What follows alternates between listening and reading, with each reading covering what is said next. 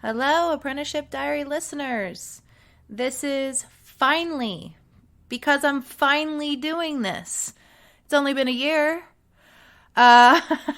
This is part one of my 3-part series with the wonderful, the awesome, the very knowledgeable friend officially of mine, Jason Leeser, and he's currently working at the Inkwell tattoo studio in PA. So I hope you all enjoy this. I know I did. We did, because actually Rico was with us this time. All right, listeners, enjoy. Action. Take one. Second now. Yeah. Italy was Everybody great. speak. London was fun.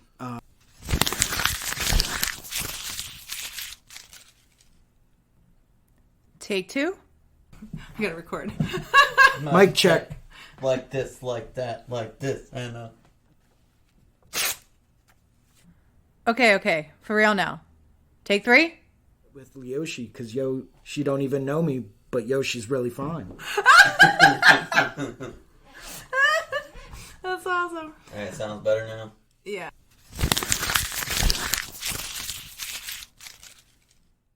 This is getting ridiculous. 4. Oh, why are we? So blind to see that the ones we love Are you and me? are you and me. Cool, yeah. This is all coming. Rest in peace, Coolio! This is all happening. I know, right? All right. For real now. Here we go. Thanks, listeners. R.I.P. Coolio.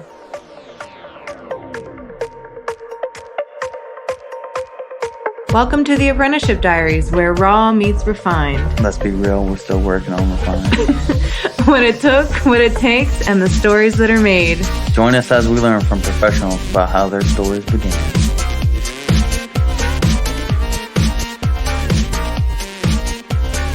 Yes! We're just recording. This is too good. I can't. I'll figure it out, man. So, welcome, Apprenticeship Diary listeners. I'm here today with my good friend that I declared just today. It's only been a year. My good friend Jason Leeser. Lisa. And I'm sorry. As soon as you told me it left, where are you working these days? So I'm currently working at the Inkwell Tattoo in Southampton, Pennsylvania. Perfect. It's just north of Philadelphia. I encourage everyone to stop by and say hi. Yeah. Jason is a remarkably kind person.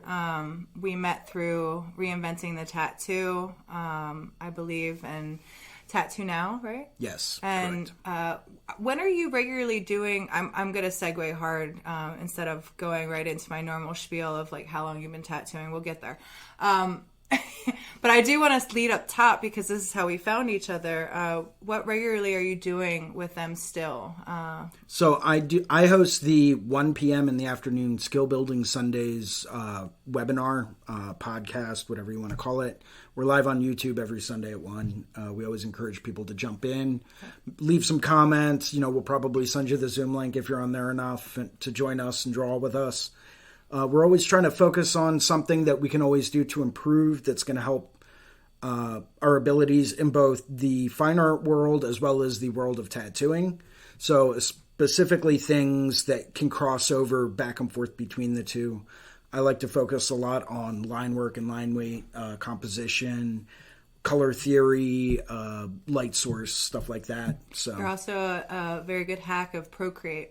I am. I do have the reputation for knowing the ins, outs, ups, downs, left, rights, backwards, and forwards of Procreate. Yeah. So if you have any questions about that, feel free to leave a comment on the YouTube, and I'll be more than happy to answer it. Don't be surprised if I hook my iPad up real quick, and I'm like, oh yeah, let me show you how to do that real quick. Yeah, I particularly like, just for anybody who's looking forward to it, I did it already on Photoshop, and I kind of brought it over to Procreate, but it was so validating for me to see that you had made the similar hack of how you break down a sleeve and planning it out and mocking it out. It's much like if you were going to do a dress design and you were, making a pattern, and you basically flay that part of the flesh and you lay it out flat and you think about it that way. It it was really cool to see that. So you have that as a course that you... I do offer that as part of the Reinventing the Tattoo curriculum. I love working large scale, full sleeves, back pieces, leg sleeves, you name it. I just started a full frontal from collar to mid-thigh on my friend Sarah. Nice. That was one of the most challenging tattoos I've ever done, but I used the same base process. Wonderful. You know, you take a series of measurements, you lay it out two-dimensional, but you have to keep in mind those three-dimensional areas in order to get your design and your composition correct. Correct. So. Yep. Absolutely.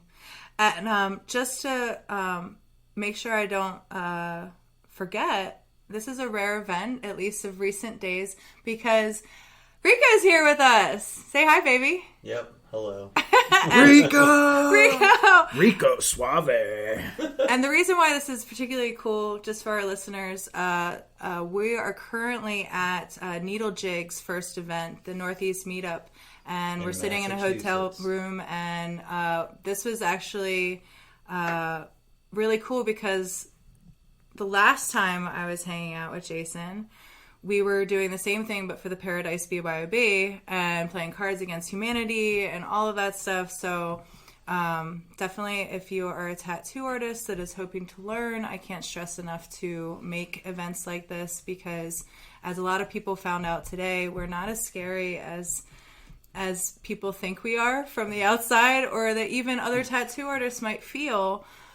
This community of tattoo artists is really great, and especially I know with you, Jason, anything you have, you'll give. And without question. I mean, last time you were here, you were like, I have all these paintbrushes, I have all this paint, like, take it. I have extra canvases. Come join me. Like, I did the same thing again this year, and no one wanted to paint with me. It's cool, though. We had barely time to eat. I know. No, you're absolutely correct. But, you know, I'm one of those people where it's like, I know I have more than what I need, and I'm more than happy to share with whoever. Mm-hmm. Yeah. If you want to get together and do collaborative painting, I'm down. I have like 6 foot by 3 foot canvases we can paint on. The canvases are bigger than I am. I'm not going to lie. They're absolutely huge.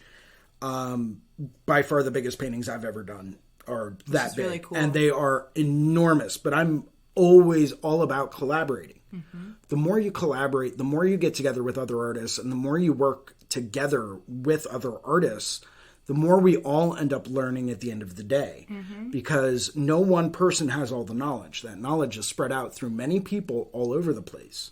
Yep. So and it's not until we get together and we start working together and we start sharing that information where we can turn around and learn things that we may have never known before. Yeah. So. Not only that, but, you know, as a person who is learning and things like that, I feel like it's really important to feel like you're included in the moment, like kind of,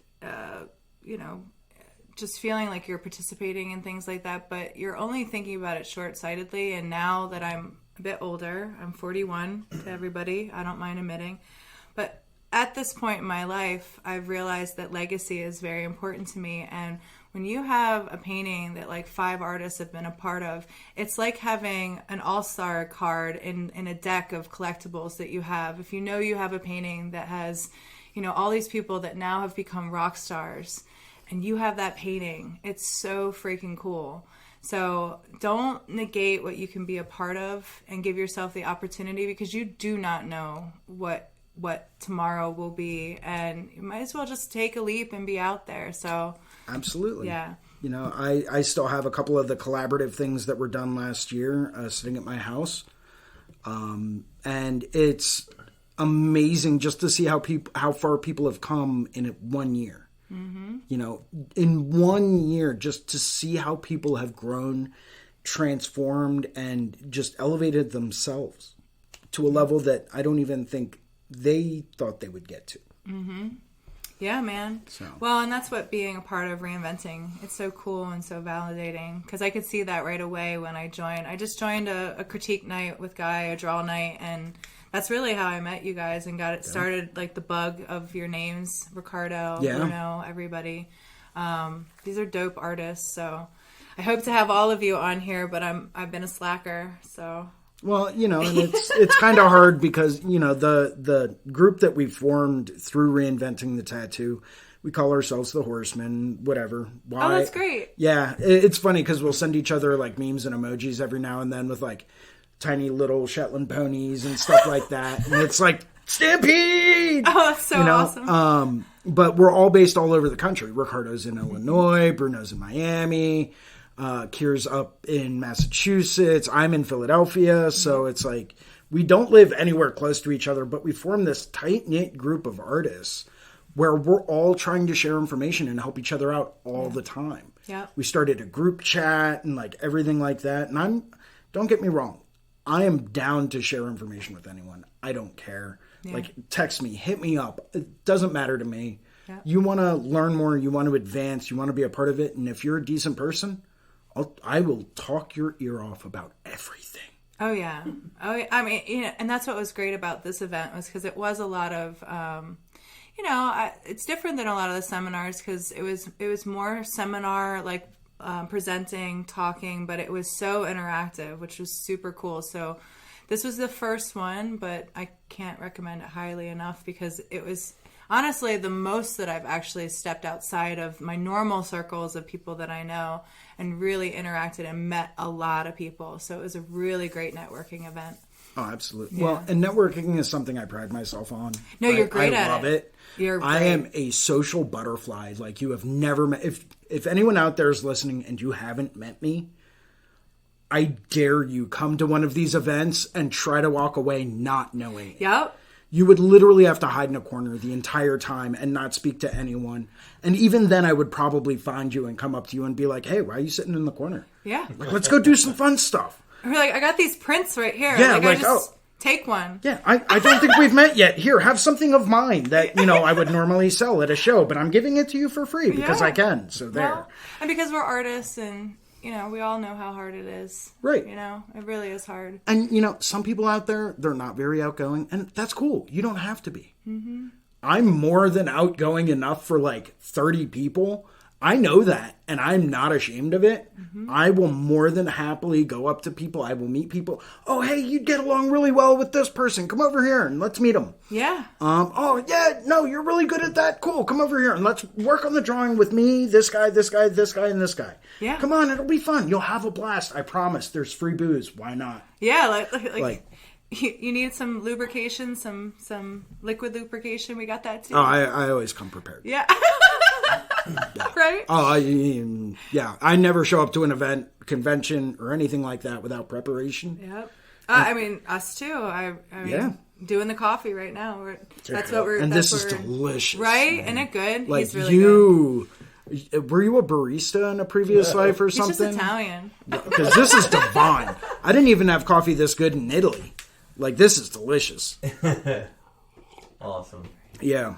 But, you know, I just like meeting people, you know, and you never know who's going to impact your life, and you never know what kind of an impact any given person could have until you reach out and you start networking with them. So I always encourage people, it's like, listen, you're surrounded by people that do the exact same thing as you. Yeah. What do you have to be afraid of? Yeah. You know, Bob Tyrell tattoos, I tattoo, you tattoo. I do. You know, Guy Aitchison tattoos.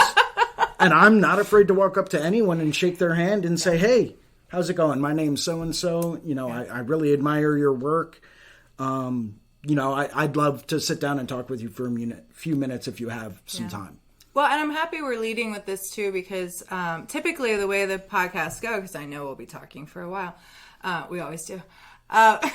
Typically how they go is I segment them and we start with like, you know, your background and everything. But if we can lead with the fact that this is how you are, maybe it'll encourage people to reach out sooner or just like follow you sooner or whatever, just to kind of open that up to let people know that it's okay. Yeah. Like, it's okay. I am not reach ever out. Mean to anyone. Please hit me up with questions, nonsensical questions. Yeah. It doesn't matter. If you have any quest for knowledge, if you have any quest to learn more, be more, do more, and you're wondering how to go about that, and I can help in some way, shape, or form, I will help. Yeah. If you want to become, you know, best color tattooer in the universe, cool. I know enough people and have gained enough knowledge, like it's going to not be easy. It's going to take a lot of practice and you're going to have a lot of competition, but you can do it. Yeah. It's not hard. Yeah. It just takes a lot of repetition, thinking outside the box, but sometimes people don't even know where to start. Yeah. And that's really, I think, with having connections and just having the right outlook with things, you realize anything that can be possible with things. I think the hardest part is, like you said, it's just the repetition, commitment, and knowing where to start. Yeah. Yeah, totally.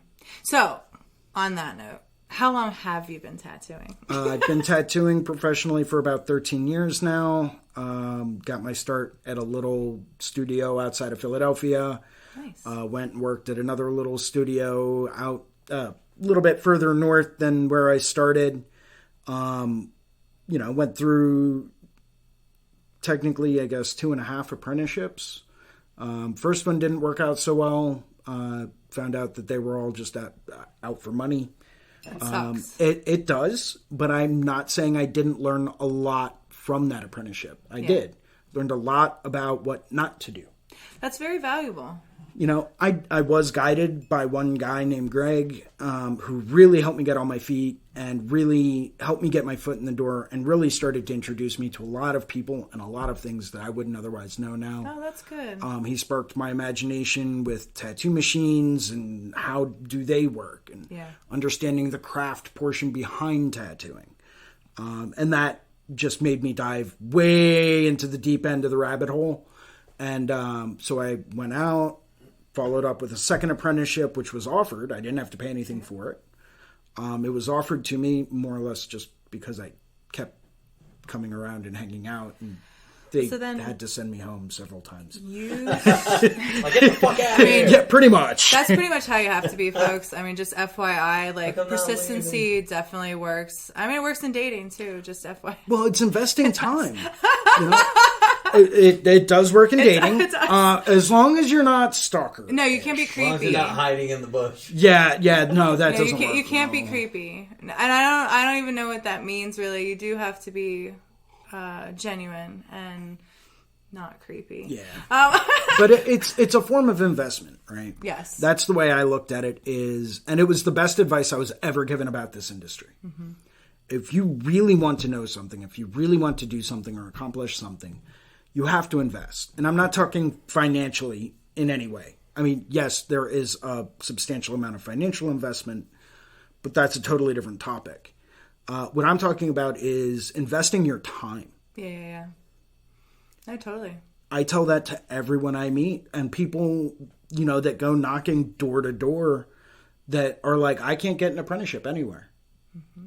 And it's like, well, I ask them flat off. I'm like, okay, how much time did you spend there? Right. They were like, well, I think I was there for like maybe, 10 minutes. I started talking to a guy and asked if they were hiring apprentices and they said no, so I left. I said, well, yeah, if it was the first time they've ever met you. Well, and that's the other thing. Similar thing, I say it to people too. I'm like, listen, you might go in there wanting something, but you're not in a position to demand. You're in a position to take what you get. Yep. So keep asking until you get something. And probably what you'll get is an assignment. Mm-hmm. And that's what you want to kind of push for, is that assignment so that you can come back and you can show. And also, if you get an assignment, ask for when they want to see it. Because you can not only showcase that you can do an assignment, but that you can show up on time and meet a mark. And then brace for the hit, because you're going to get that too. And that was a big thing too when I was going through, especially my first apprenticeship. And they flat out warned me. They were like, listen, every aspect of what you're going to be doing is going to be judged. It's going to be graded. It is going to be criticized. It is going to be critiqued. Mm-hmm.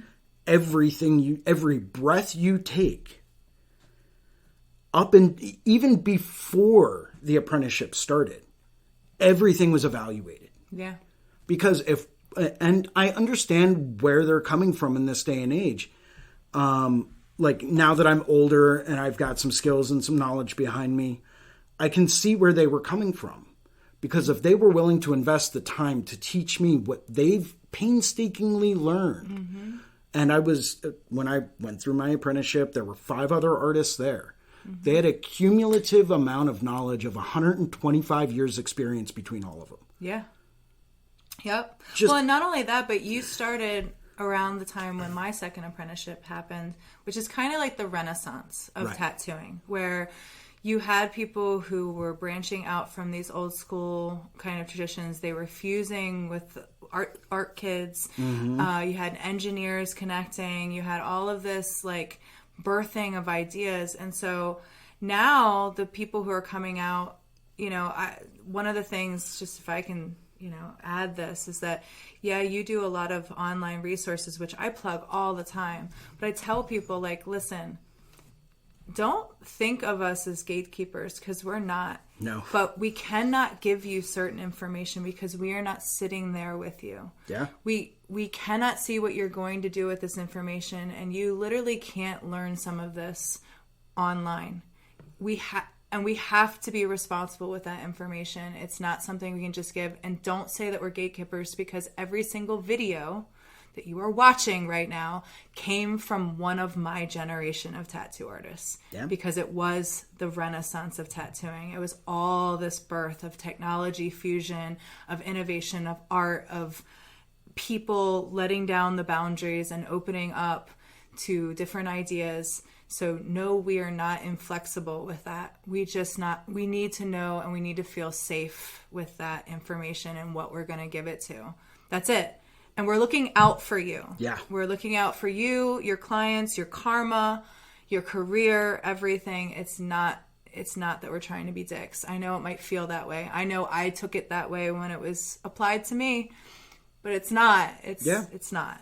And I totally hear you on that. When I reflect now I know why. Exactly. And it's like, okay, hindsight being 2020, I understand, what went on, but when they said originally that like every breath I took and everything like that was being scrutinized, I didn't realize at the time that meant showing up on time, staying late on a regular basis to learn extra stuff. Yeah. They wanted to see how dedicated I was to it. And then I got my first assignment. Now, did you find that out through shining or through failing? Both, depending on the circumstance and situation. I had my fair share of both. Yeah. My first assignment was a very mundane task. I had to show up at 8 a.m. on a Saturday and sweep and mop the floors. Okay. Cool. And that was like the test. Okay, Right. If he's showing up and we're keeping him here till midnight the previous night on a Friday night, because this was back when studios were open till midnight. Yeah. If we're keeping him here till midnight and he's still showing up here by 8 a.m. ready to work. Yeah. All right, let's see. Yeah. Let's see what goes on. Yeah. And I did. And I showed up and I was like, cool, I'm here. What do you need me to do? Yeah. And these tests are not, that's a good kind of hazing to me. Yeah. Like, I know people would resent that as a certain kind of like, oh, you're testing me, but that's a good kind of hazing. It is. Because that's very important, because that means you'll show up just period. Yeah. For your client, for everything, And it's something that, I've seen with different apprentices and different jobs at different studios I've been to and all that stuff. And, it's like, okay, sometimes the apprentice isn't there. And it's like, well, why is the apprentice not here? Don't get me wrong. If they have a full-time job, that's fine. Yeah. Okay, cool. They're at work. All right, cool, whatever.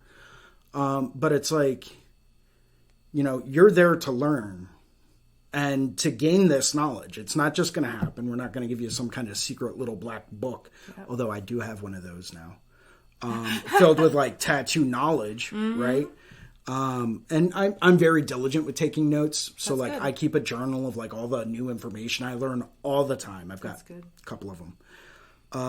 But like that stuff doesn't get handed down. There's no secret sauce and there's no like, Konami code to be an awesome tattooer. You have to invest your time. Right. Well, and the experiences are very nuanced too, because, you have to learn it as you can learn it. I mean, there's so much humility that comes at certain, I mean, there is for me anyway. I like, there are people, I mean, I was just at a wedding where there was a guy there that I feel like I owe an apology to, and at least offer him appreciation, because invariably we're probably not going to be friends moving forward, but I do need him to know how incremental he was in my progress and how much of a shit I was. I'm almost tearing up like thinking about it, because I was. And like, it's not that he didn't do shit to me too. It was just that, like, in reflection, now that we don't have to suffer each other anymore,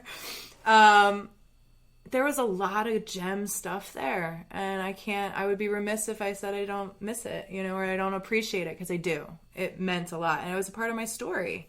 So, and it's good that you take notes, because I think at the end of everything, you know, legacy, it's huge. It's huge.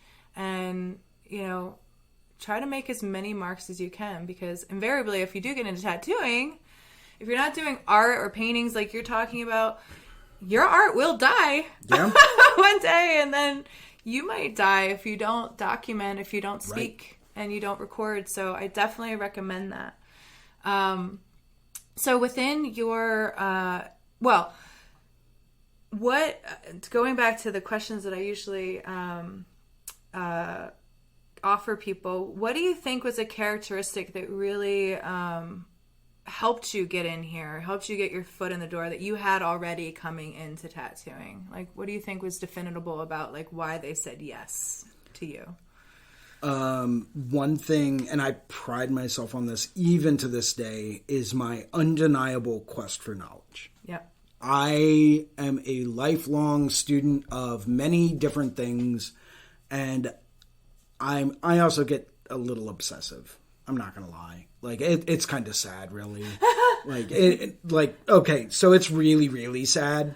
Because I would rather, and I did this when I was really starting to learn about tattoos and machines specifically, I would rather sit home and read a book on metallurgy to figure out the differences in the types of metal that were used to make tattoo machine frames and coil cores and spring steel. And, like, I can remember vividly sacrificing Friday nights and Saturday nights, going out with friends in my 20s, you know, prime time to go out with friends and network and have fun and do stupid stuff.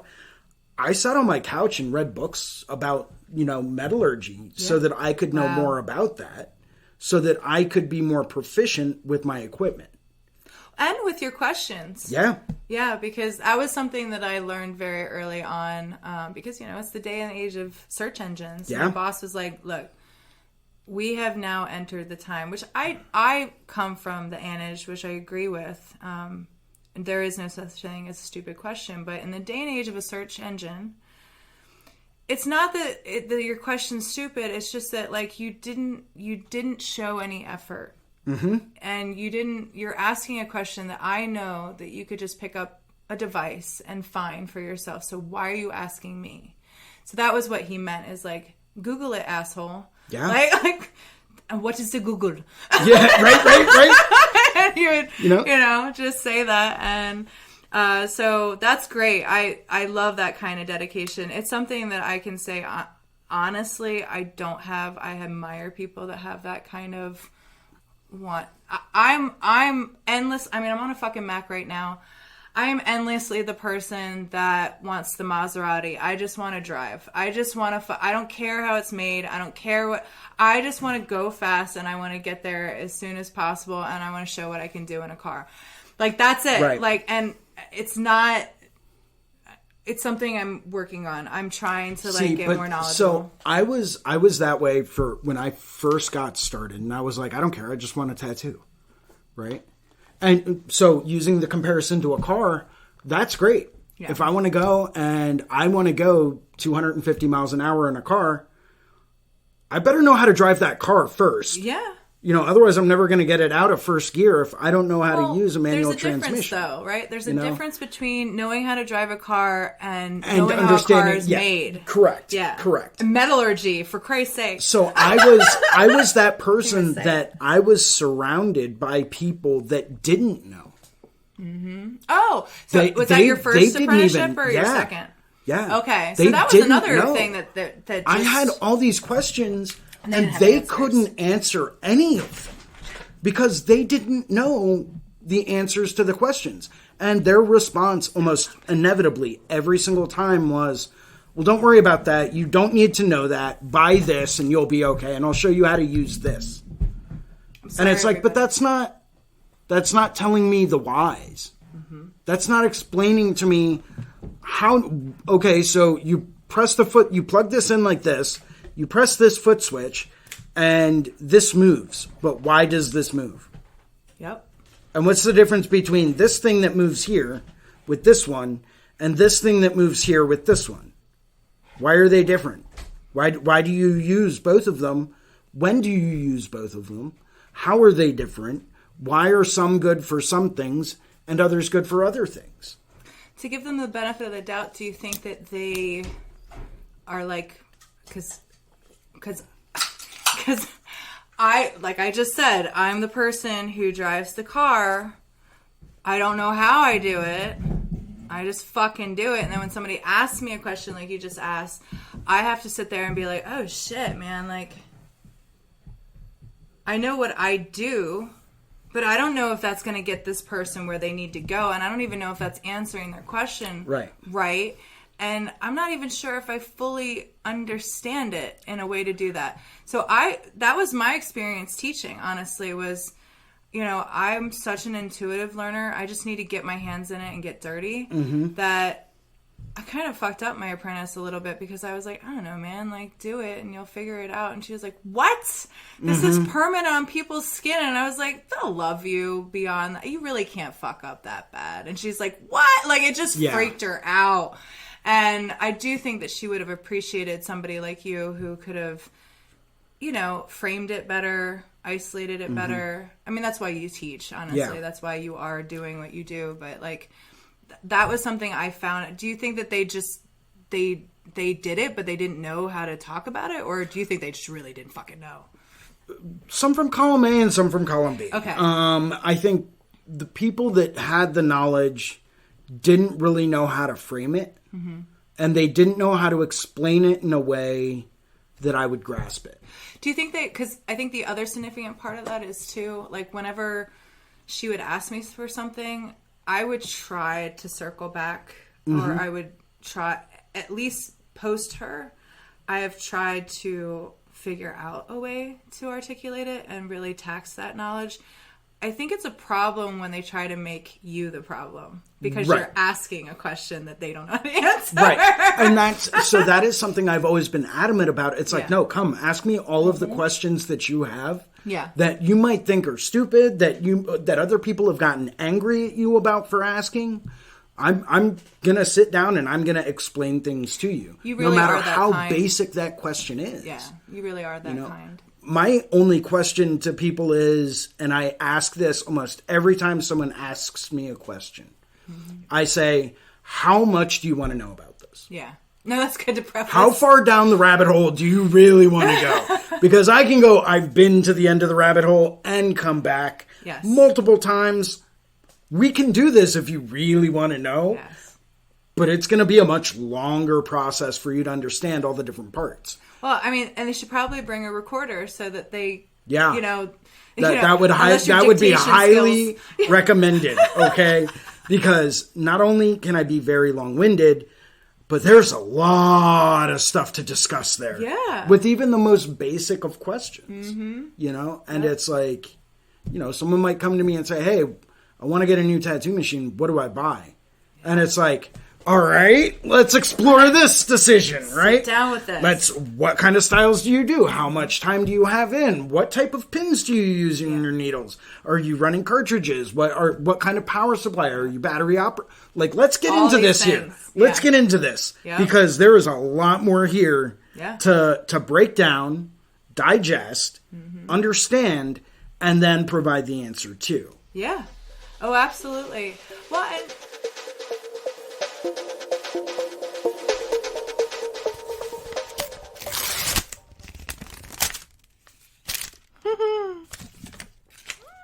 it's already here. My next book. Okay, listeners, I've got something to share with you that I'm already in love with. I don't know about you, but I'm a total book nerd. I have so many books. A lot I haven't read, I admit. There's just something about having bookshelves full of possibilities that calms my soul. So when I attended the Pagoda City Tattoo Fest this past August for the first time, I was delighted to run into my friend Ina Vigilato. We've actually had her on our show, so go check that out. Straight away, it was like God used Ina to guide me over to Black Dagger Books. There I met Travis Lawrence and Josh Rowan, the creators of this enterprise, and got hooked as soon as I saw their product. It's these beautiful little books just full of art. Amazing art from amazing tattoo artists. From here, I'm just going to read what their site says. Black Dagger Books is an ongoing collection of artists defining modern tattooing, published monthly, one artist per book, one book per month. A subscription is $25 a month. You get inside of these beautiful books, these custom stickers. Each one is filled with the most gorgeous artwork, and it always concentrates on these awesome tattoo artists, and I try to follow each one as soon as I open the book. I'm just like, oh my God. So it's really worth it. Do yourself a favor. Go over to blackdaggerbooks.com, or if you're on IG, Black Dagger Books, it's all one word, and check out their product. Like I said, the subscription is awesome, and I'm really happy. This quells everything about, the book nerd in you, the art collector. It also cures any guilt that you might have about having books just laying around, because this gives back to the artist community. It's a win-win. And just so everyone knows, I'm not being paid to shout these guys out. I just genuinely love their product. And also, I really love them. The creators, Travis and Josh, were amazing. They were so kind to me. They gave me so much of their time at the Tattoo Festival. So if you ever have the chance to meet them, talk to them. They're great guys. I just can't say enough things. So do yourselves a really big favor. Go check it out. Thanks so much, listeners. Let's get back to our podcast.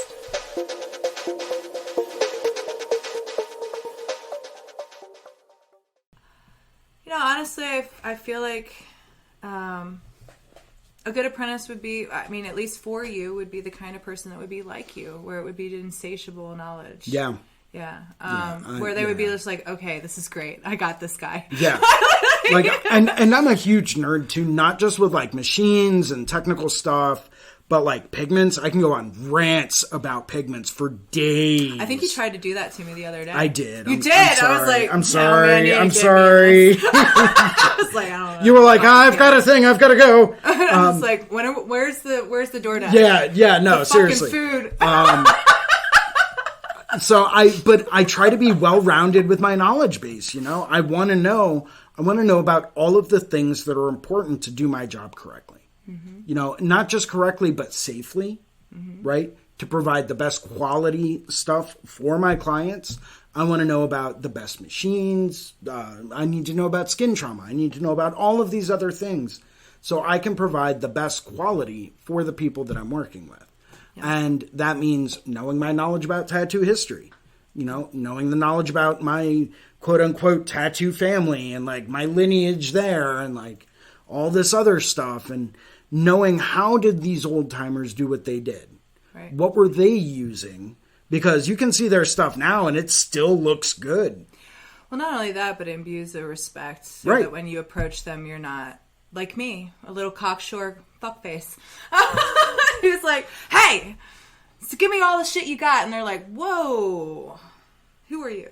Yeah, it's like, I'm sorry, do I know you? Yeah. Oh, yeah. Oh, I think someone warned me about you before. Yeah. Allie brought that up, and I was like, she mentioned that it was on a spectrum, but linkers and linkers. What was the philosophy? It was linkers and rankers. Rankers and linkers.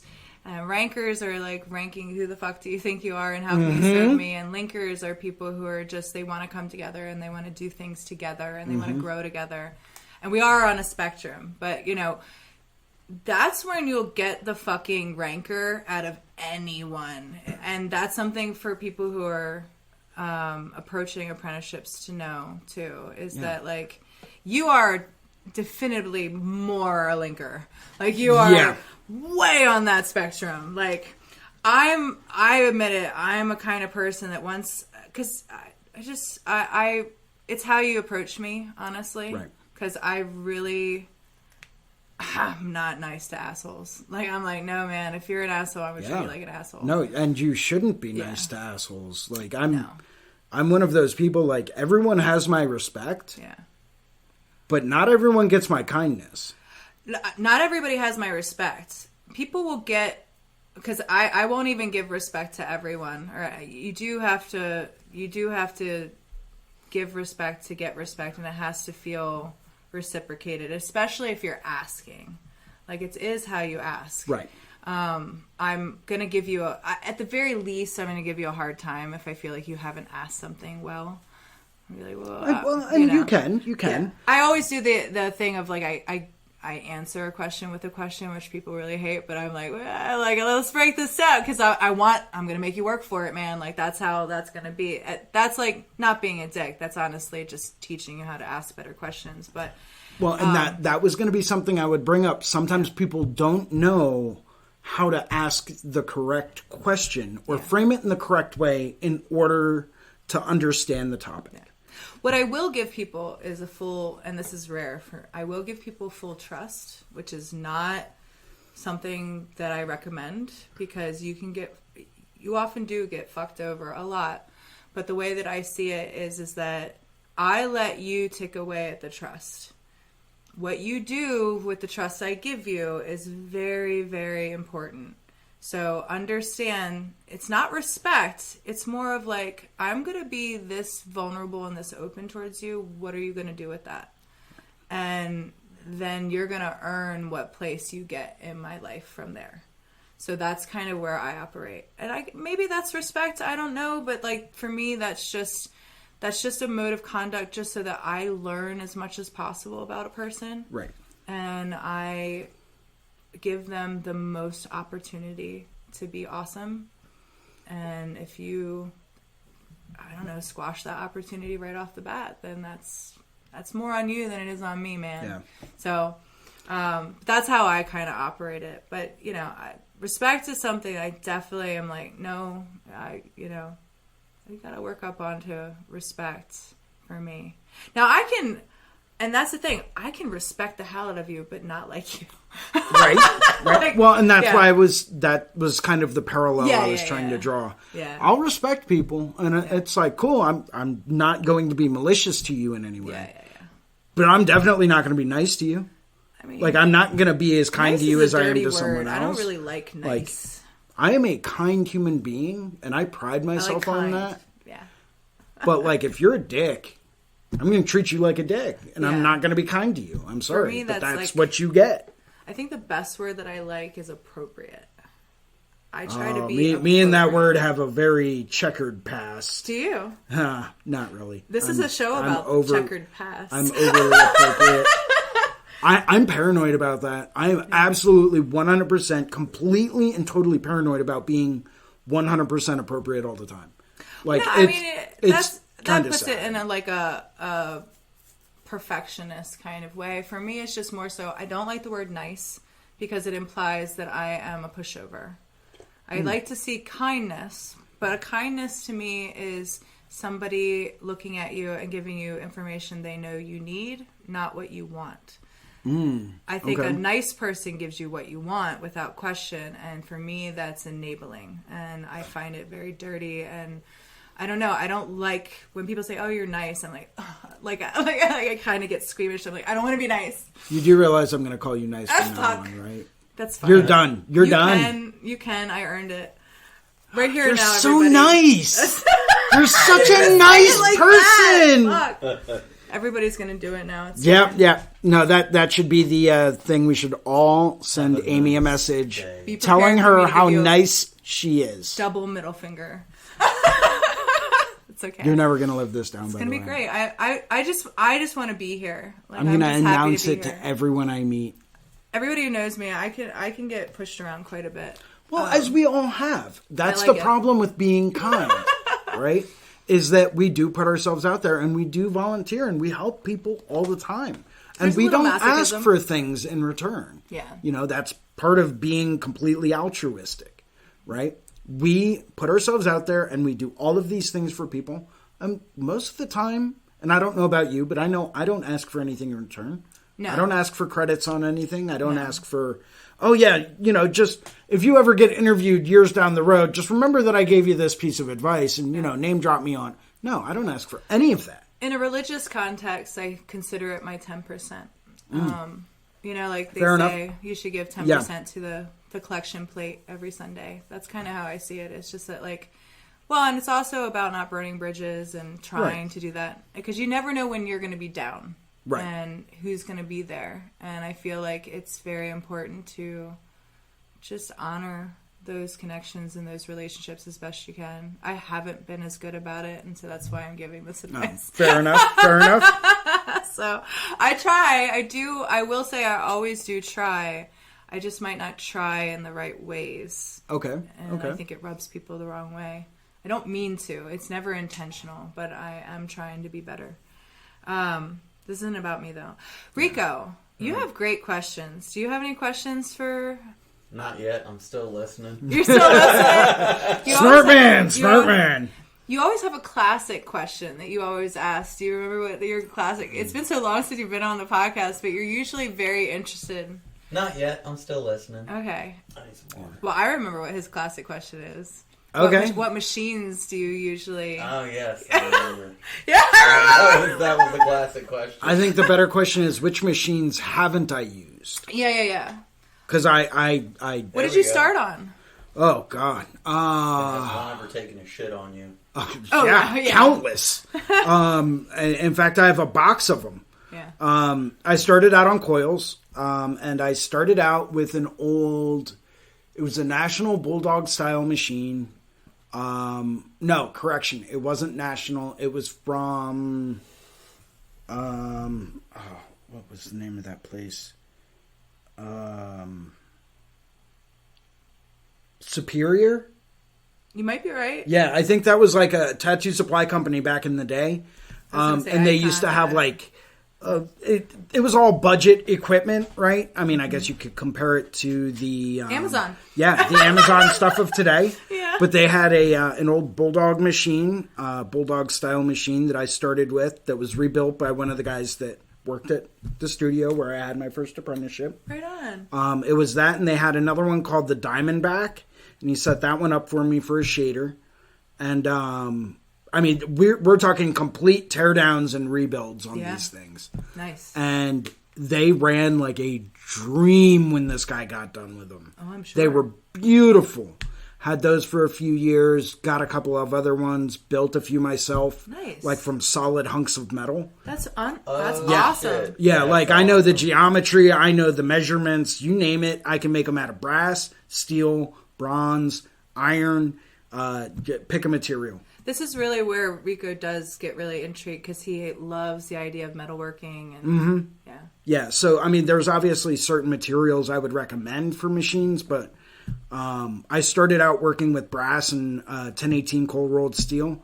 Heavy as fuck. Yeah, and when you're buying a 1-inch thick by 4-inch by 4-inch slab of it, and it shows up in the mail... And you go to take the envelope out of the mailbox, and you're like, Jesus, what did I buy? Right? And then... my cube of metal. Yeah, I'm like, this is going to be so cool. Just a block. And all it is just a literal hunk of steel that someone chopped off the end of a block, and now you have to turn it into a machine. And you think that's heavy. And then you're like... I know what I'll do. I'll make one out of naval brass. That would be a great idea. $40 on one hunk of brass later. Yep. And you're sitting back and you're like, why did I do this to myself? Why did I do this to myself? No good can come of this. Why did I do this to myself? How do you carve it out? Which part? So I used to make prefabs and single piece machines, like single piece frames. Yeah. The prefabs were very, very easy, and I found out later on that I didn't have to buy single blocks. I could very easily go through and buy a 3-inch by 3-inch side plate, and I measured out base plates, and I had all of the measurements for that. I have a whole book that I was writing, like all of my notes and all of my measurements, all of the experiments I was doing. how big was this hole compared to that hole? What was the distance between this and that? How did I want to do my front tube vise? Did I want to do a pinch vise, a guillotine vise? Like all of these things, right? I bet they do. So like I found that out, and after doing the first couple of frames and turning an old Delta drill press that my dad bought back in like the 60s or 70s, completely reconditioned, spray painted them, the whole nine. I mean, this thing still had the original 1/4 horsepower electric motor on the back. Wow. With all of the gears. Oh, dude, this thing is vintage to them. They do not make this anymore. Have they had a Forged in Fire with tattoo machine? Probably not. Oh my God! Well, I gotta write the company. But this drill press was designed to use on wood. Wow. Do not use a wood drill press to try to turn that into a milling machine to mill steel. No. It will not work.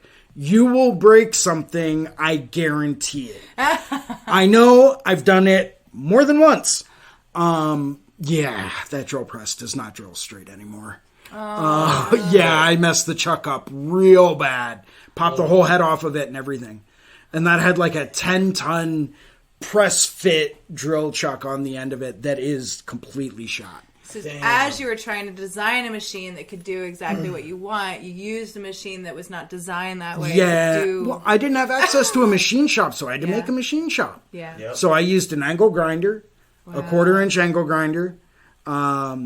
That was like my pride and joy, and I still have it, and it still runs great. Awesome. It was an old DeWalt 10 amp, so like great. that thing would not stop. Yep. Would never quit. You could put your whole body weight on that thing, hunkering down.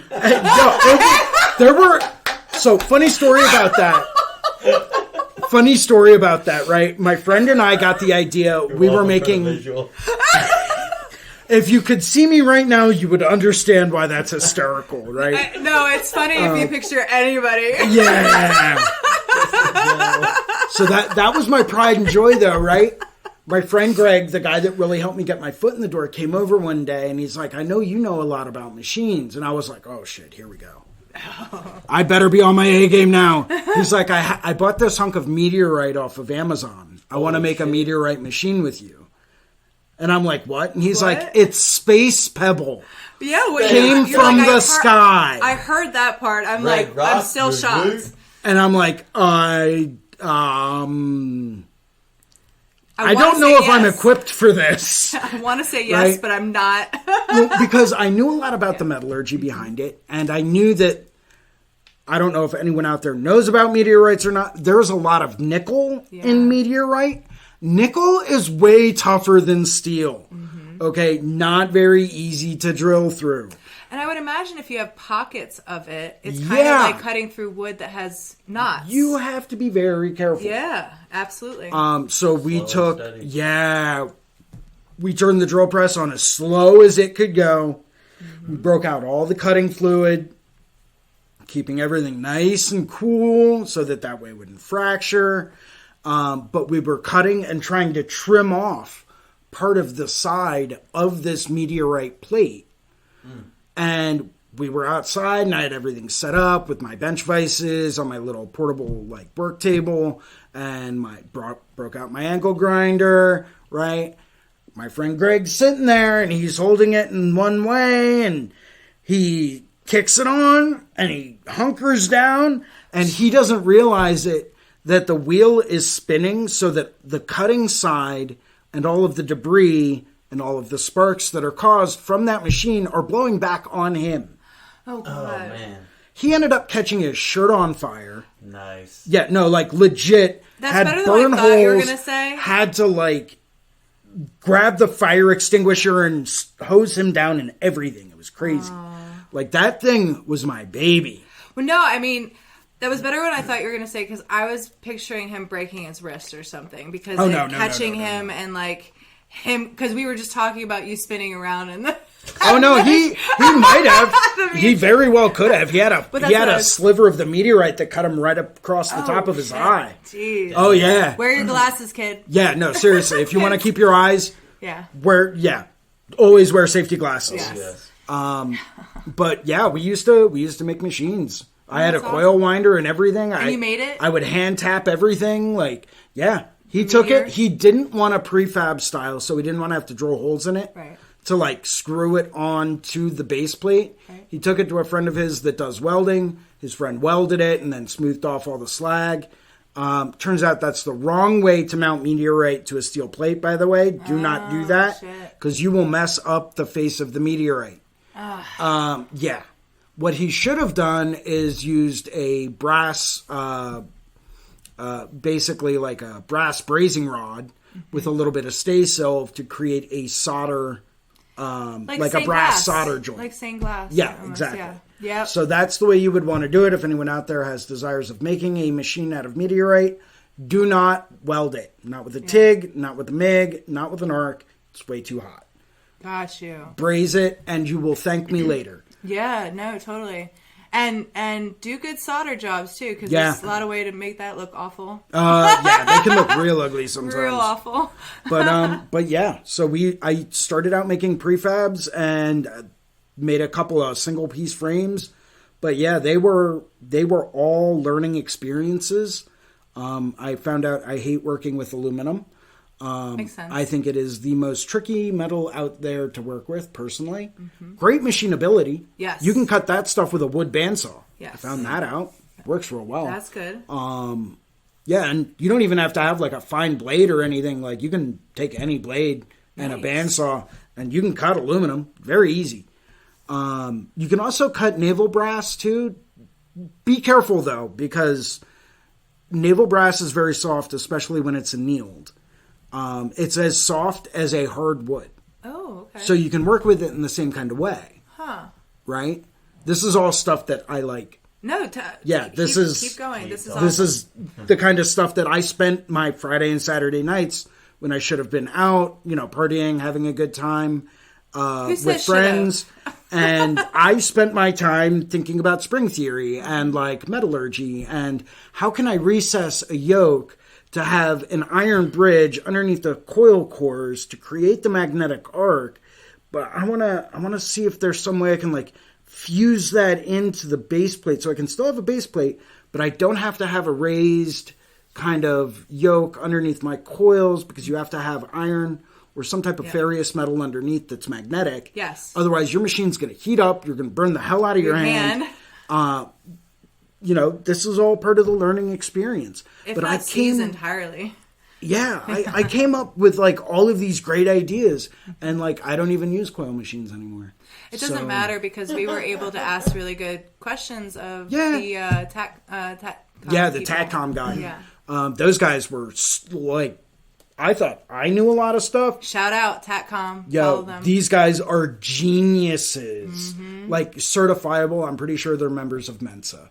I took pictures of their presentation just to show my brother how much he could be serving me. Good call.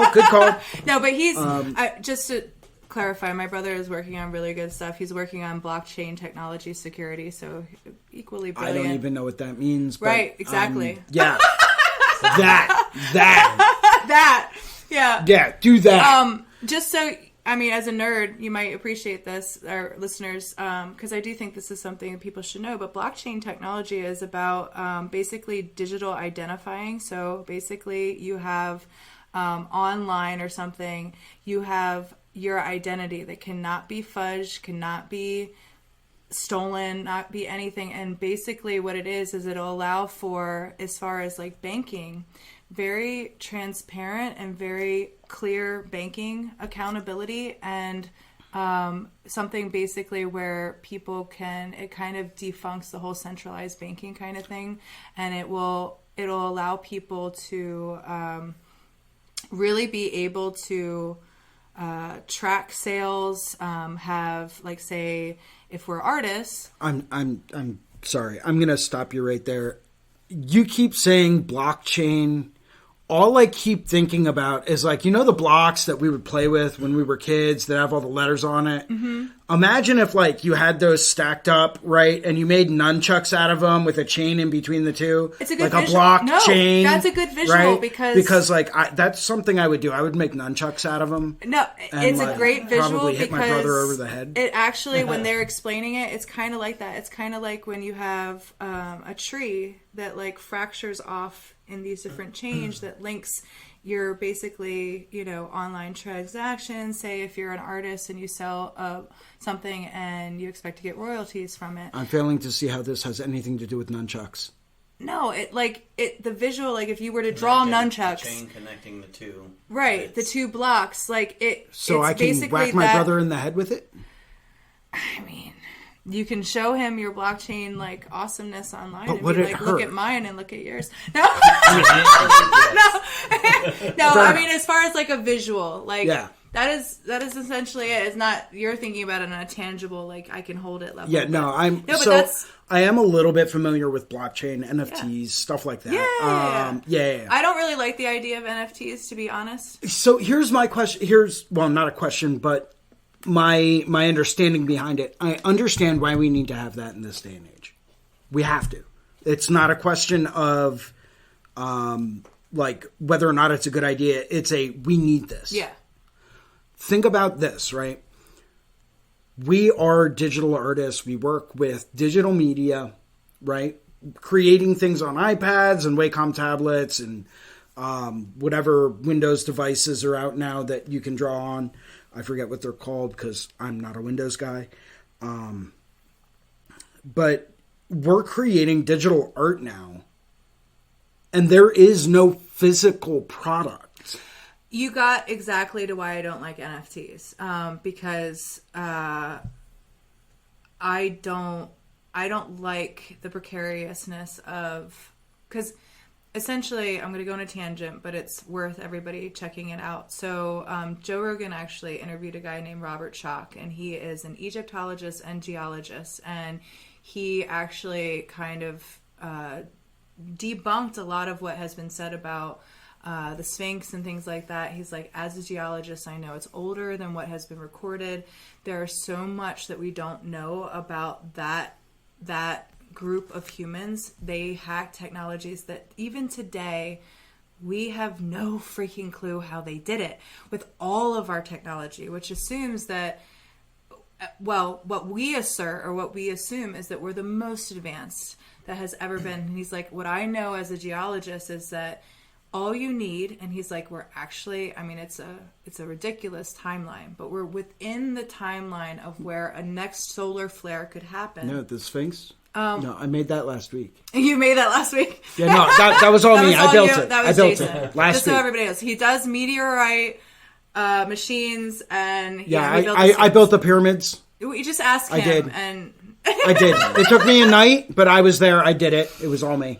Well, we're so every 600,000 to 800,000 years, which 200,000 years exists within that. So we're in range of the next solar flare, which basically every time there's a solar flare, it has leveled, which doesn't mean it has leveled human beings. We're about as ratty as like fucking cockroaches, man. Like, our existence persists. There's always going to be people that may be underground at a certain point where they get to survive, but then all of technology is gone.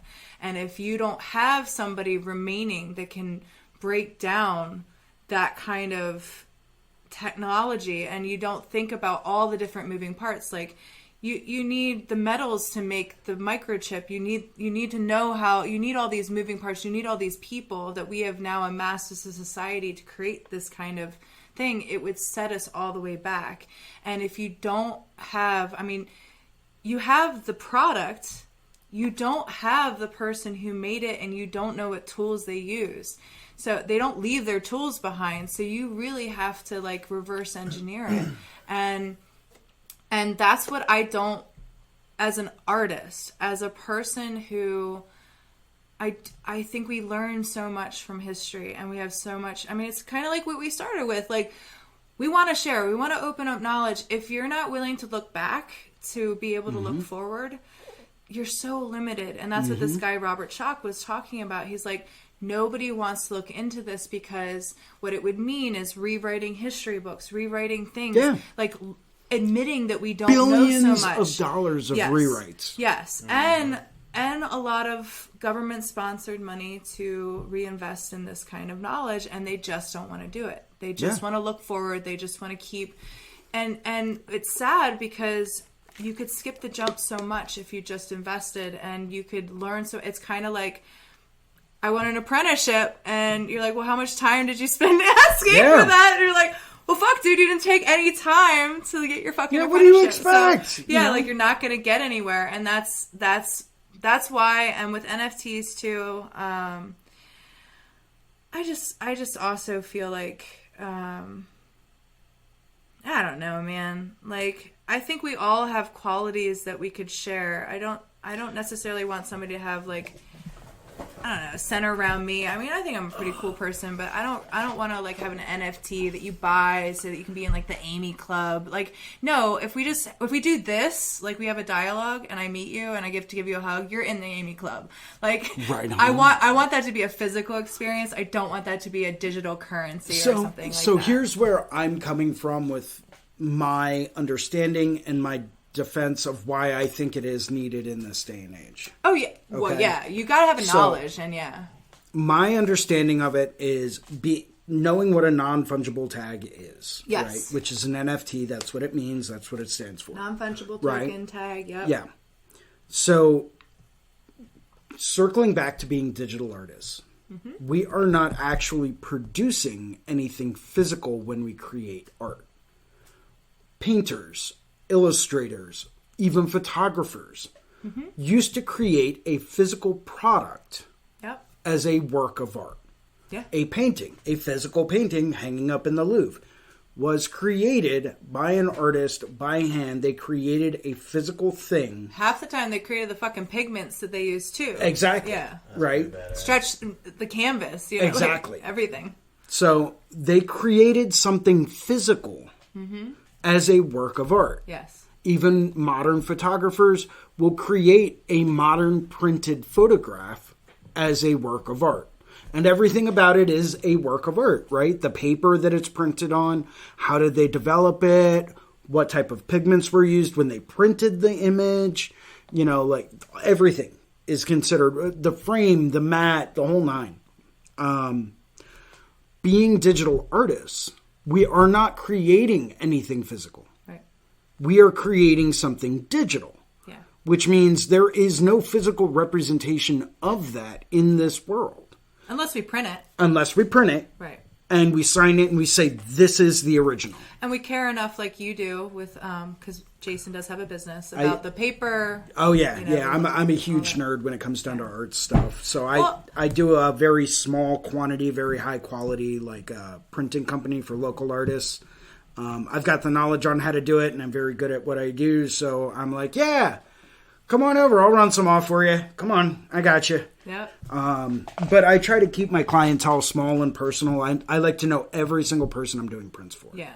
If I don't, that's important. Yeah, well, yeah, because if I'm spending a lot of time, and I don't really make prints for profit, I do it a lot of times at cost or just slightly over, because I'm doing it as a favor to other artists that I know. They might not have the knowledge of how to make prints. I do. So it's me helping out people that I know. I'll never know if it's for cost or not, so do it slightly over for me. I'm just going to say right now. Everyone's been saying that, but because you should make money. Okay, we'll get into that later. We'll talk later. I mean, you don't have to make a lot, but just make a little. Like, so here's why I think NFTs, circling back to the same concept and the same topic. If, for some reason, someone were to get a hold of that digital file, that we created as an original work of art, right? Even if we had the original printout, right? If they got a hold of that original digital file, they could print out as many as they wanted, right? Without any way to claim, this is mine, I created this on this date at this That's time. what blockchain technology is, though. Because what it would do is that it sources the original place. Right. Yes, and that's why that's needed, and that's why my brother's very passionate about it, because he wants to he is looking out for us. Right. He is looking out for our ability to claim rights without having to pay a lot of money to defend it, and us being like, no, look, see, I can show you where it was originated. And on the digital, it's really great for marketing. Like, you use it for what you need it for. Right. You know, like, in the beginning, you shouldn't use it as a crutch to, like, shortchange any amount of art ability that you have, because that's where you have mastery, and that's where you can justify to yourself that you're worthy to use shortcuts. You're gonna feel guilty. You will, if you know you're shortcutting something. I know, because I'm the one who fucking does it all the time. I'm the Maserati kid that's just like, wait a minute, what's under the hood? I've been driving this shit for forever. Wait a minute, I feel really dumb. But you'll feel some guilt about what you're doing if you don't look under the hood and at least have some kind of base knowledge about what you're doing and utilizing those tools where you need to, because there's going to come a day that your Maserati will break, and if you don't know how to, like, at least communicate to a mechanic, like, hey, you know, this happened, like, what, if you don't know what the parts are. I do not know. I push button, it no start. You're going to get fucked in the ass, like, because the mechanic's like, oh, man, I can tell them anything. I can make up anything about this. They have no idea it's no problem. Your headlight washer fluid is running like, low. Fine, cool, do that. Yeah, do the things with the that. That'll be $1,000, right? Yeah, you know? So don't be like me, kids. But no, I agree with you. It is very necessary, and that is what my brother is doing. But I still want to make him feel guilty about what he's doing. How he could be engineering in the world of tattooing, and what an empire we could be creating together. But he's looking out for the world. He's looking out for all of us on many different levels, because it's on a financial level, it's on, you know, just patents, on everything. If you, like you said, like, if you can source where that exact digital file originated from, then you know the author, then you know who should be getting credit. And it'll keep a lot of this, what they call disinformation or misinformation, from happening, because then you'll know. You'll know. It is sad that we need that, but, you know, it's the benefit in a lot of ways, because hopefully it'll elevate us as humans and make us far more accountable. Well, we honest. I hope it'll make us honest. But he's really working on the security of those things, like making sure it can't be hacked, can't be manipulated, and, you know, all that cool stuff. So, all right, diary listeners, that's the end of part 1 with Jason Leeser. Join us back next week for part 2 as we continue. This is going to be a 3-parter, so you're going to have us for a couple weeks. Jason's got a lot of knowledge. And in the background, I'm here to wish, and so is Rico, everyone a wonderful holiday. And also snuggle your loved ones, your family, your pets. We had a scare this past week with our one kitty, Ickis, and we had to take a week off. And we know it was kind of a bummer, but we're so grateful. All the people that were praying for him, we just want to thank everybody. It worked. We have some time with our boy. So thank you, everyone. It's been magical, and whatever happens from here, just know that we're going to take extra time for the things that matter. We're going to love everyone harder, and we pretty much recommend you do that too. Pardon the run-on sentence, but it was necessary. Love y'all. Bye. Thanks for listening. You can find the Apprenticeship Diaries on Twitter, Facebook, and Instagram. Our IG is _apprenticeship_diary. If you would like to offer constructive criticism or an interview, drop us an email at theapprenticeshipdiaries@gmail.com. We look forward to hearing from our listeners.